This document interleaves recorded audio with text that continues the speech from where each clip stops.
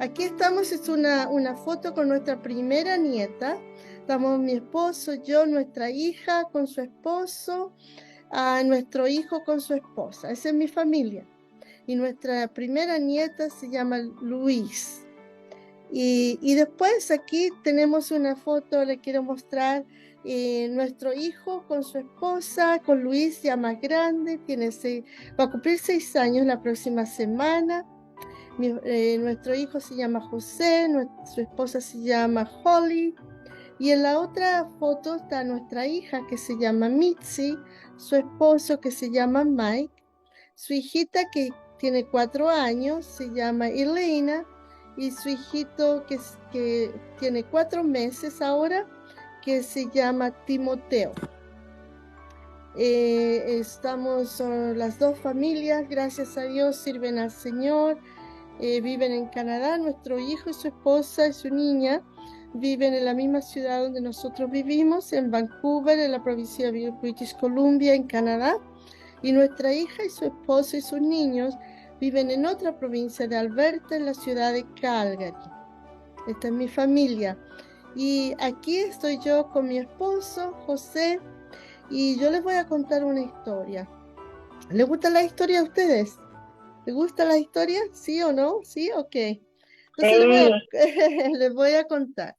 Cuando nosotros recién casados, perdón, 35 años atrás, fuimos enviados de misioneros desde Chile a Canadá, a una ciudad de Edmonton, Alberta. En este momento me encuentro este fin de semana aquí en Edmonton, Alberta, donde llegamos y fuimos enviados hace 35 años atrás. Esta semana, fin de semana, hemos venido a un velorio. Si estoy aquí en una habitación del hotel, quería de todas maneras a tener esta reunión con ustedes. Cuando nosotros llegamos, cuando fuimos enviados a Canadá 35 años atrás, por supuesto, como misioneros, tomamos el vuelo más económico, así que paró en muchos lugares de Chile, muchos países, y estábamos ansiosos de llegar a Miami. A pesar que Miami está en la otra costa, en la costa este, nosotros vivimos la parte oeste, pero iba a ser el primer aeropuerto americano. Y vamos a estar 6 horas allí y mi esposo estaba muy entusiasmado porque en esas 6 horas quería ir a Miami Beach, quería ir a disfrutar algo, pero fuimos al taxista y el taxista nos dijo que no íbamos a tener suficiente tiempo para para ir y volver y tomar el vuelo. Entonces nos quedamos en el aeropuerto y en el aeropuerto tuvimos esperando, caminamos, todo lo que se hace en un aeropuerto y de repente estábamos sentados y alguien nos empieza a mirar y yo no sé si le ha pasado a usted, pero cuando uno está en un lugar desconocido que nadie lo conoce y alguien le empieza a mirar, hacer como, aquí se dice eye contact, empieza a mirar los ojos, yo nos asombramos, bueno, estábamos un poco nerviosos y de repente se acerca a nosotros. Yo la puedo describir que era una señora americana, pero yo la describo como Mary Poppins en la historia, porque tenía un gorro grande, un abrigo grande, un bolso grande y se acerca a nosotros. Yo estaba sentada y nos pide en inglés, nos pide dinero. Era una mendiga. Entonces nos pide dinero. Entonces, en nuestro poco inglés que en esos años teníamos, le tratamos de explicar que, bueno, somos misioneros, así que como misioneros no tenemos mucho dinero. Y también somos misioneros a Canadá, así que no tenemos mucho dinero americano. Y ella dice, oh, abre su bolso y empieza a poner todos sus billetes arrugados en mi falda. Todo su dinero era un montón de billetes y cierra su bolso y dice, Dios les bendiga, y se va. Y lo que Dios hizo en esa historia para nosotros es de abrir nuestro corazón a la nueva cultura, porque llegamos un día jueves y el día domingo mi esposo fue invitado a dar su testimonio en una iglesia canadiense. Y de allí hemos servido todos estos años en diferentes iglesias, en diferentes roles. Yo como pastora de niños y familia, mi esposo como pastor de jóvenes, después pastor internacional en diferentes iglesias. Y a unos años atrás, varios años atrás ahora, yo estaba de pastora de niños y familia y fuimos invitados a una conferencia en Estados Unidos. Ese tiempo fue en San Antonio, perdón, en San Diego, y en una organización que se llama International Network of Children's Ministry, y en una conferencia para pastores de niños. Ellos hacían las conferencias nacionales y miles de pastores de niños asistían, pero también hacían lo que un día de seminario por todo Estados Unidos, y nos invitaron que nosotros fuéramos los directores en español. Y empezamos a trabajar con ellos en diferentes lugares, viajando, etcétera, desde Canadá para todos esos lugares, y preguntábamos a los pastores qué es lo que necesitan. Y nos decían recursos y capacitación, materiales y capacitación. Entonces empezamos a investigar sobre materiales en español porque no conocíamos, y descubrimos que hay excelentes materiales para padres, líderes de niños, es decir, materiales para la otra generación, pero la gente no los conocía. Y el Señor puso en nosotros comenzar la revista Entre Niños. Y la revista Entre Niños, continuamos con esta revista, es una revista ahora digital que la pueden bajar yendo a entreniños.com. Ahí dice suscríbete a nuestro boletín de noticias, y allí ustedes, las personas reciben noticias, información de materiales para padres, líderes de niños, y también pueden bajar todas las revistas absolutamente gratis y las pueden distribuir. Las revistas tienen artículos en español y artículos en inglés dedicada a padres, líderes de niños, pastores, etcétera. Ahí hay una información para que si ustedes están interesados. Este es mi otro hijo, porque cuando ustedes tienen, como me imagino muchos de ustedes, un ministerio que el Señor les ha puesto en su corazón, pasa a ser un hijo de nosotros, ¿verdad? También tenemos lo que comenzamos el año pasado con los podcasts. Si ustedes son padres o madres o líderes de niños, les invito, son solamente hasta 3 minutos y medio, y tiene mensajes claros que lo hemos creado con el equipo de Entre Niños. Los hemos creado, escrito, y tenemos diferentes personas del grupo entre Niños los ha grabado, y ustedes los pueden acceder aquí en la página de YouTube de Entre Niños.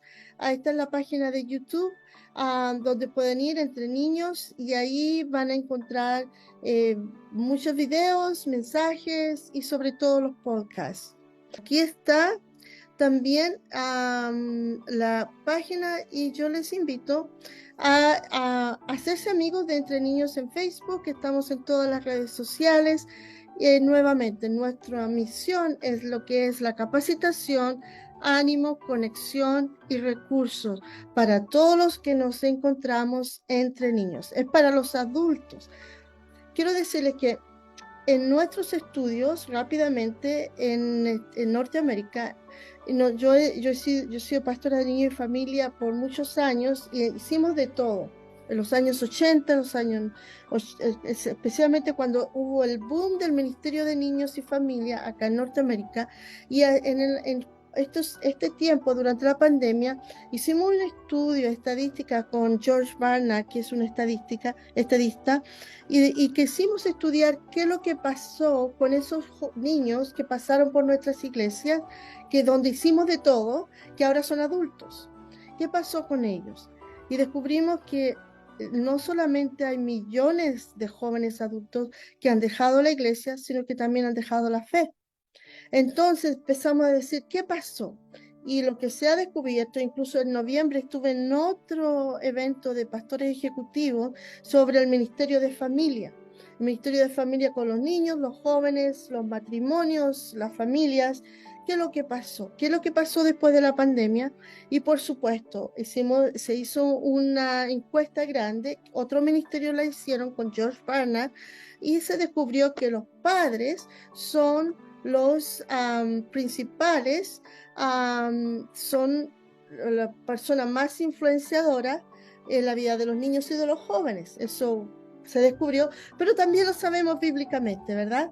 Que el Señor nos Ujú. llamó a nosotros, los padres, somos los responsables, pero debemos hacerlo con la comunidad de fe, juntos. El Salmo 78 nos habla de eso, Deuteronomio 6 nos habla de eso, que debemos trabajar juntamente. Bueno, ahora acabamos de terminar este miércoles, hicimos una asociación con el seminario donde Bethel, donde yo estudié, también con la International Network of Children's Ministry y entre niños, una encuesta también a nivel de Estados Unidos, pero también global, sobre ahora cómo apoyamos a los padres en esta labor, cómo apoyamos a la iglesia a poder unir esa relación entre los padres y la iglesia. Lo acabamos de terminar y gracias a Dios tuvimos excelente respuesta. Ahora lo vamos a estudiar. Este versículo me gusta mucho. Dice, bendito el hombre que confía en el Señor y pone su confianza en Él. Será como un árbol plantado junto al agua, que extiende sus raíces hacia la corriente. No tema que llegue el calor y sus hojas están siempre verdes. En época de sequía no se angustia y nunca deja de dar fruto.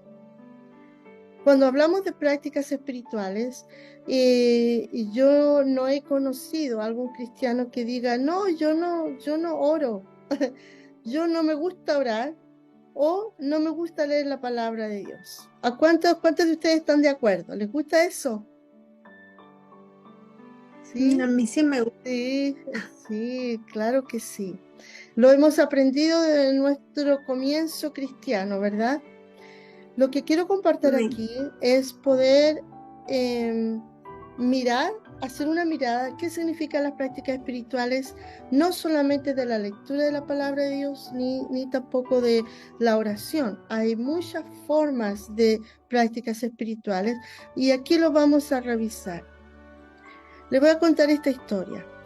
Busqué estas imágenes, pero para que nos conecte con la historia que les voy a contar. Había un niño, aquí hay un varón, ¿no? Cuando encontré un niño que estuvo por semanas mirando a un escultor, cómo trabajaba una pieza de mármol. El escultor trabajaba y la pieza de mármol, es decir, la roca, por semanas. Cuando terminó de trabajar, el escultor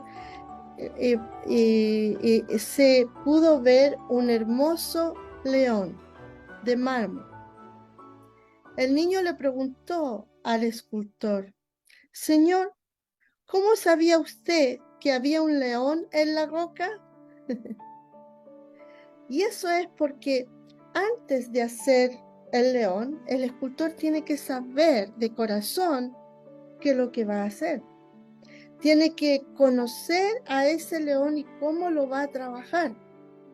Es decir, podemos tener todas las herramientas para crear ese león o cualquier otra imagen y podemos tenerlo aquí en la mente, saber todas no solamente tener las herramientas, pero también saber las técnicas de cómo hacerlo. Pero si no lo tenemos en el corazón, vamos a crear algo que tal vez no tenga vida, aunque es un material de mármol, pero cuando lo miramos vemos como que hay vida en sus ojos, en su cuerpo, hay algo que nos atrae. Cuando nosotros trabajamos en la vida nuestra y en la vida de los demás, tiene que haber algo en el corazón que nos insta a esa transformación. Y eso es lo que creemos que es la formación espiritual. Es una transformación. Y aquí hay una pequeña descripción. La formación espiritual es el proceso de ser formados por el Espíritu Santo a la imagen de Cristo para el bien de los demás. Hay una teología equivocada en la que creemos de que todo, por supuesto, venimos al Señor, nos entregamos a Él, hemos aceptado a Cristo y existe esa transformación inicial, ¿verdad? Y creemos de que todo lo que hacemos con Dios y para Dios es para nosotros. Pero realmente la palabra de Dios nos insta que es para los demás, para lo que Dios tiene. Y siempre escucho este dicho muy evangélico que yo le llamo: el Señor tiene un propósito. Yo lo considero un dicho muy evangélico porque lo escucho mucho en el ambiente evangélico. Pero ¿cuál es ese propósito? Es para el bien de los demás. Mi historia no es solamente para mí, porque afecta a muchas más personas y va a implicar a muchos otros. Entonces, yo creo me gusta mucho esta imagen, yo la tengo, es una imagen antigua que me invita a mí y que fue creada para darnos una pequeña descripción de lo que puede ser la Trinidad. Primero, nosotros debemos recordar, yo escucho, y también esto existe en este tiempo, lo que significa orar a Papito. Mucha gente dice, yo oro a Papito, pero nos olvidamos de la Trinidad. Nos olvidamos que la Trinidad son 3 en 1. Es, por supuesto, una tremenda, entender la Trinidad.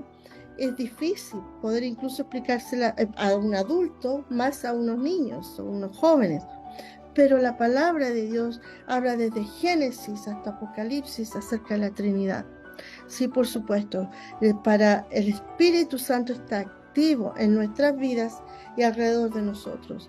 Jesús dejó su Espíritu Santo para que nos ayude, para que nos indique, para que nos mueva en esto, no solamente en lo que nosotros creemos espiritual, sino que en todo.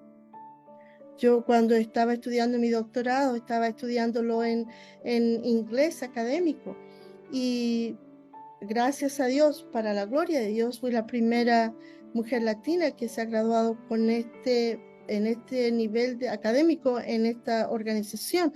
Y quiero decirles de que yo lo digo para la gloria de Dios porque yo sé de que en muchos momentos yo experimenté lo que significa la ayuda del Espíritu Santo. Y yo quiero que ustedes consideren eso incluso al tomar estos estudios como una práctica espiritual. No es solamente un trabajar y que yo hago la tarea, sino que cada vez que voy a hacer mi tarea, voy a venir delante del Señor y sentirme que estoy ahí en la Trinidad. Es como ser invitados a esa mesa, que en esa mesa donde estamos acompañados por el Padre, el Hijo y el Espíritu Santo. ¿Ok? Entonces, la Trinidad dice en 2 Corintios 13:14 que la gracia del Señor Jesucristo, el amor de Dios y la comunión del Espíritu Santo sean con todos ustedes. Qué hermoso versículo, qué hermosa oración, porque en sí necesitamos aprender a cambiar la narrativa, entrar en la historia de Dios. La naturaleza de la experiencia humana es que la práctica es necesaria para hacer la vida cristiana. Tenemos nuestra nietecita de 6 años, está aprendiendo, descubriendo el mundo. La pusieron, nuestro hijo con su esposa, la pusieron en clases de patinaje en el hielo y les fácil. En su primera clase ya estaba solita sin tener que afirmarse. También la hemos puesto en clases de natación. Y yo le digo que eso requiere práctica. No podemos aprender a tocar el piano si no hacemos práctica. Yo no soy músico, pero yo entiendo de que para cualquier atleta, cualquier músico, se requiere la práctica. Pero nosotros como cristianos muchas veces tomamos en forma automática lo que creemos que es la posibilidad de tener una práctica espiritual. Ok, yo tengo mi práctica espiritual en la mañana, yo oro al Señor, leo la Biblia y ya tengo todo mi día. ¿Qué pasa? Que nos empezamos a vivir esa vida rutinaria sin darnos cuenta y sin procesar para llegar a la intimidad con Dios en forma fresca. Entonces, tenemos que cambiar la narrativa. Por ejemplo, cuando entramos en la narrativa de Dios, recordamos pasajes como el Éxodo, que es una narrativa de nuestra historia, donde hemos vivido cautivos. Y yo digo, por supuesto, cuando hemos venido delante del Señor, el Señor nos ha liberado, pero hemos mantenido muchas adicciones que nos lleva a vivir una vida tal vez donde ponemos máscaras cuando vamos a la iglesia, cuando estamos con otras personas, pero internamente, ¿dónde está nuestra historia con Dios y de Dios? En Éxodo también, cuando vivimos la narrativa de Éxodo, vemos qué es lo que significa ser liberado. ¿Quién es ese faraón que nos está todavía manteniendo esclavos? ¿Qué significa vivir en el desierto? ¿Qué significa caminar hacia la tierra prometida? O que muchos piensan que puede ser como caminar hacia Dios, pero también que es con Dios. ¿Qué significa? Entonces, traemos nuestra historia a esa historia de Dios. En nuestra familia, el reino de Dios es todo acerca de la vida. También existe una equivocación teológica de que tenemos una vida espiritual y una vida rutinaria. Y generalmente nosotros las separamos, las familias las separan. Ustedes han conocido muchos pastores o líderes como ustedes y yo, que tal vez en nuestros hogares creemos de que, oh, bueno, fuimos a la iglesia el día domingo, ya estamos sirviendo al Señor y ahora vamos a nuestro hogar a vivir nuestra vida rutinaria y nos olvidamos de Dios. O tal vez no es que nos olvidemos, alejemos de Dios, pero dejamos a Dios y su palabra y todo lo que aprendimos, lo dejamos allí en el escritorio. Pero el reino de Dios, Jesús habló del reino de Dios en todo su mensaje. El reino de Dios es todo acerca de la vida. Es este mundo que es de Dios, que Dios ama, la naturaleza, el caminar, la ciudad donde vivimos, donde crecimos, donde nacimos, donde vamos, es todo lo de la vida. Ahora, cuando decimos, por ejemplo, en Marcos 2, en el versículo 1, en el versículo 14, en el versículo 15, dice que estaba en casa, está hablando de Jesús. Al pasar, es decir, caminaba. Jesús estaba a la mesa, vivía su vida rutinaria. Y muchas veces nosotros pensamos que cuando estamos en la computadora o estamos en la internet o estamos en las redes sociales o estamos viendo televisión o estamos caminando, haciendo ejercicio, estudiando en la universidad, como está una hermana aquí, que es como nuestra vida rutinaria. Pero a mí me fascina este escritor que dice, Jesús vivió la vida ordinaria de la gente de su tiempo para santificar la vida ordinaria de personas de todos los tiempos. Si queremos ser espirituales, entonces, antes que nada, vivamos nuestras vidas. Dios ama nuestra humanidad. ¿Sabe cuándo nos damos cuenta que somos humanos? Es cuando nosotros,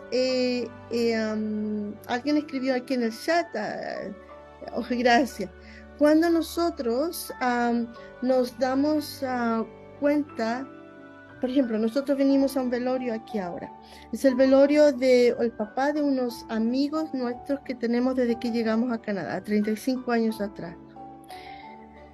Y conversando con ellos nos damos cuenta, ellos son cristianos, pero no han estado activos en su iglesia, y nos damos cuenta de que muchas veces el hecho de ser cristianos nos separa de la vida rutinaria. Nos ha separado y hemos hecho una separación, pero nos damos cuenta cómo podemos enlazar nuestro sufrimiento cuando estamos sufriendo.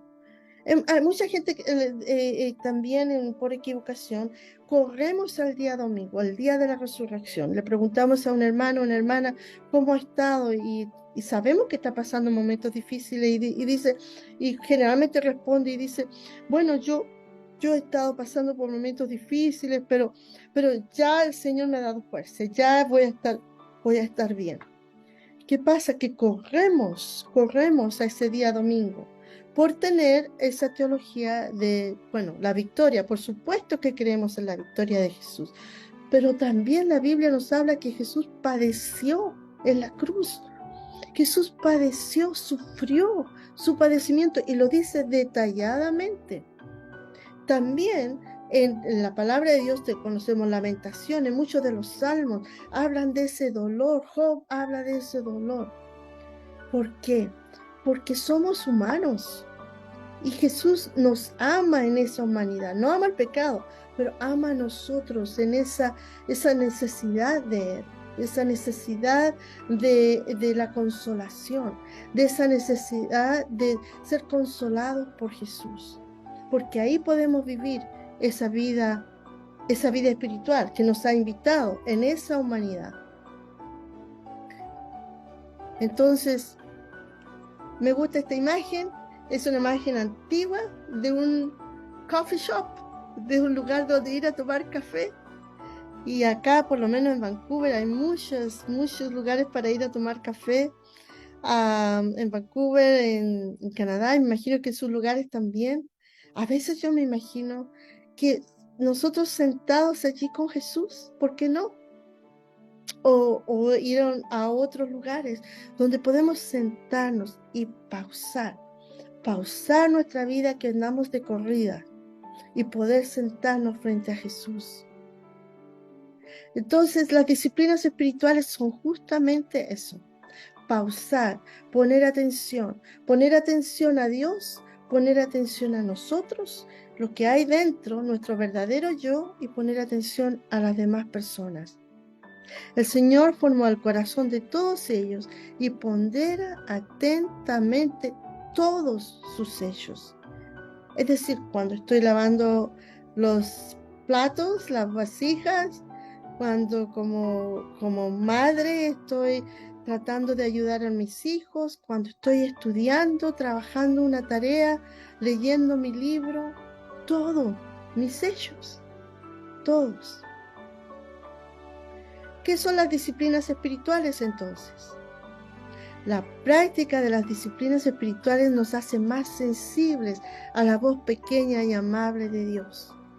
Requiere práctica, requiere que nosotros pongamos atención para que podamos escuchar. Mire, yo estoy con estos audífonos para poder escuchar bien a ustedes. Pongámonos esos audífonos, que significa la práctica de poder poner atención a Dios, de poder pausar. Entonces, las disciplinas espirituales son una gracia que nos viene de Dios. Son Dios haciendo en nosotros todo el tiempo, no el nuestro. Es que ¿sabe qué pasa? Que nosotros como cristianos nos hemos sentido muchas veces que si yo oro, si yo leo la Biblia, si yo voy a la iglesia, no sé qué otras cosas ustedes han conocido que la gente, que los cristianos generalmente hacen, nos sentimos capaces. Incluso estudiando, nos sentimos que nosotros hemos podido lograr algo. Pero ¿sabe qué? Que esa narrativa es sobre nosotros. Es sobre lo que nosotros podemos hacer, es lo que nosotros queremos hacer, incluso cuando oramos. Cuando leemos la Biblia, justamente la lección divina nos da esa oportunidad en nosotros de dejar de lado nuestra narrativa, dejar de lado lo que nosotros podemos hacer, lo que nosotros no podemos hacer, dejar la narrativa de nosotros y dejar esa invitación de Dios, de poder invitarnos a tener tiempo con Él. En esta, por ejemplo, lectura divina, en forma diferente. Hay muchas otras prácticas. Estaba en esta mañana en otra conferencia aquí, en otra reunión, con otro grupo de estudiantes que tenemos en la certificación de Entre Niños y Bethel, conversando sobre otras prácticas espirituales, tratando de escuchar la voz de Dios, que es lo que tiene para nosotros, para cada uno de los estudiantes para el 2023, de poner atención. Y esa es una invitación de Dios, no es algo nuestro, es algo cuando nosotros respondemos lo que Dios quiere hacer en nosotros. Prácticas que cultivan la atención de nosotros a Dios. Nosotros ya tenemos la atención de Dios. A mí me fascina saber eso. Saber que Dios sí está atento de nosotros. Lo que pasa es que nosotros necesitamos poner atención a Dios. Nosotros necesitamos estas prácticas espirituales para justamente poner atención de quién es Él en nosotros en este momento. ¿Sabe de que este foro que tenemos de la práctica espiritual, de la lectura divina, yo quisiera que ustedes puedan compartir después de realizar esta práctica espiritual un mínimo de 3 veces a la semana, para que puedan anotarlo y reflexionar, que al final puedan mirar de qué consiste, qué es lo que Dios está hablando, para que nosotros podamos identificar, conocemos la voz de Dios, pero identificar qué es lo que está hablando ahora.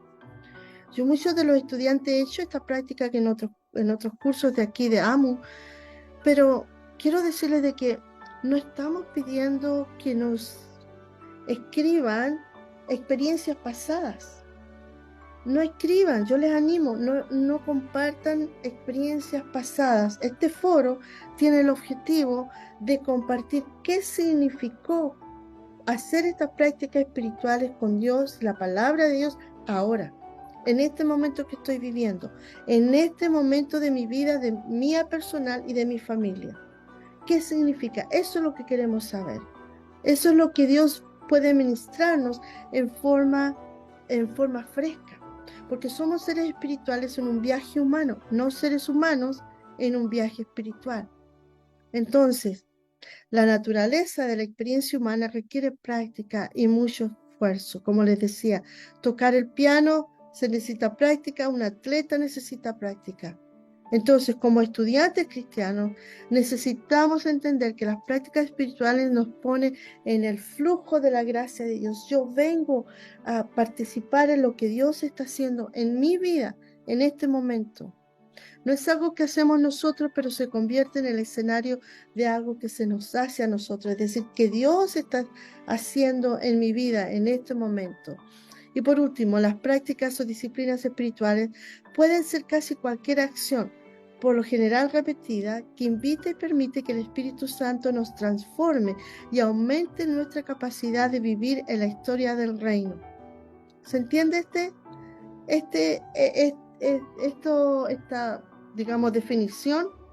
¿Se entiende? Los dejo para que lo lean lentamente.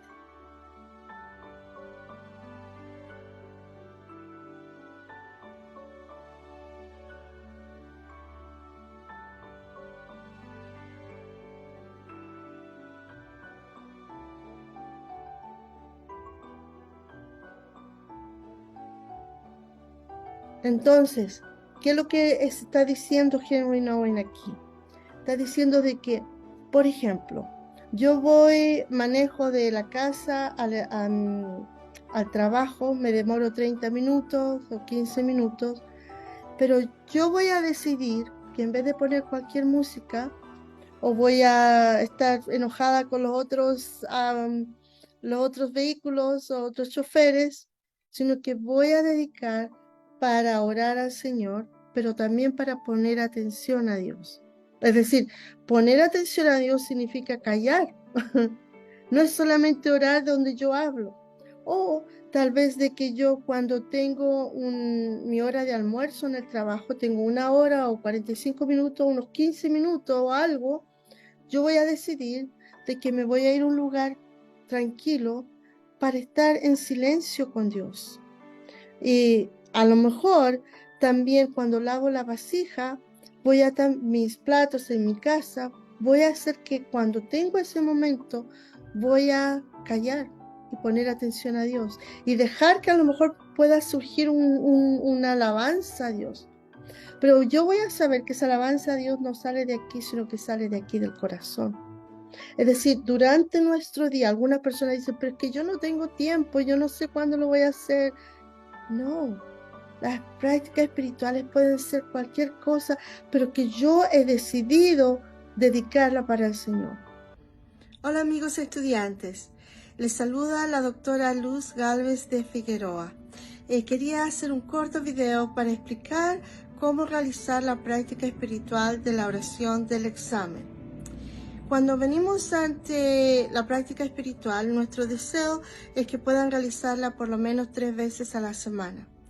Generalmente el mejor tiempo para realizar esta práctica espiritual es en la noche, cuando ya me dispongo y organizo mi día, cosa que a lo mejor media hora antes de acostarme, prepararme para acostarme, yo voy a dejar todo de lado, mi teléfono, ya he terminado el día, ya me tengo que preparar para acostarme y voy a tomar mi cuaderno de oración, mi Biblia y las instrucciones que ustedes tienen en la plataforma para sentarme en un lugar tranquilo y poder estar a solas con el Señor. Allí yo primero voy a entregarme a Él, por supuesto, al Señor, y entregarle en el nombre de Jesús mi vida, lo que viví en el día, solamente una oración corta, ¿ok? De lo que yo entiendo aquí en la mente de lo que fue mi día. Pero vamos a ir, y esta oración tiene solamente 2 preguntas para el Señor. Y es un tiempo para escuchar a Dios, no para yo hablarle a Dios, ¿ok? Voy a venir y le voy a decir, después que ya le he dado gracias en el nombre de Jesús, voy a ir al Señor. Y yo lo ocupo con 2 preguntas. En las instrucciones tienen varias formas de hacer estas preguntas, pero solamente 2 preguntas. Preguntarle al Señor, no yo, ¿ok? No es meditar lo que yo pienso en mi mente, sino que decirle, Señor, ¿cuál fue el momento del día que se me hizo más fácil entregar y recibir amor? Lo que pasa es que cuando lo hacemos nosotros, vamos a tratar de pensar en todo lo que hicimos en el día y qué es lo que nos gustó, qué es lo que no nos gustó, sino que vamos a preguntarle al Señor, porque cuando nosotros sabemos de que Dios está con nosotros siempre, entonces vamos a poder poner atención, Señor, ¿qué es lo que tú viste en mí en este día? ¿Qué es lo que cómo se me hizo más fácil entregar y recibir amor? Eso el Señor me va a responder a mi corazón. Yo me voy a quedar en silencio para escuchar a Dios. Cuando lo escuche en mi corazón, no en mi cabeza, tratar de racionalizarlo, tratar de pensarlo, de todo eso, no. Solamente lo escuché en mi corazón y voy a tratar de revivir ese momento de lo que Dios vio que me hizo bien a mí y que yo también hice bien a otro. Lo voy a anotar en mi cuaderno de oración. Le voy a dar gracias, una oración muy corta al Señor. Después le voy a hacer la segunda pregunta. Señor, ¿cuál fue el momento del día que se me hizo más difícil entregar y recibir amor?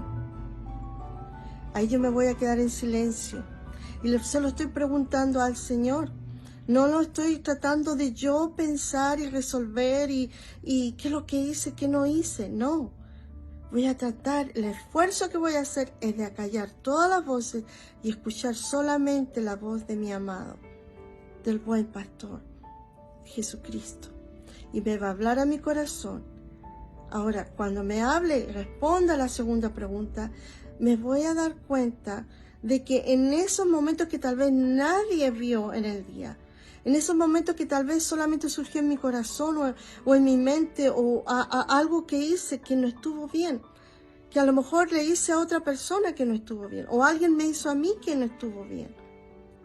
En ese momento voy a revivirlo, por supuesto, me va a doler, pero ¿sabe lo que hace también? A mí por lo menos, me hace recordar cuánto Dios me ama. Porque estoy aquí ante la presencia de un Dios supremo que me ama tanto, que aún en este momento le estoy haciendo esa pregunta y está conmigo, pero vio lo negativo que yo fui, o vio lo que yo hice, o vio lo que me hicieron, pero Él me ama y me quiere hablar. Entonces, este no es el momento para escuchar y tratar de resolver cosas, tratar de pedirle perdón y quedarnos ahí con ese sentimiento de culpa, porque Dios nunca nos apunta con el dedo, nunca nos acusa. Él no es, Él nos muestra para transformarnos, queriendo que haya una transformación. Entonces voy a agradecerle a Dios. Voy a dejar eso delante de Dios. Lo voy a anotar en mi cuaderno. Y voy a terminar ese momento dándole gracias a Dios por esa pequeña perla que me ha dado hoy en día. Entonces me voy a acostar sabiendo que Dios me ama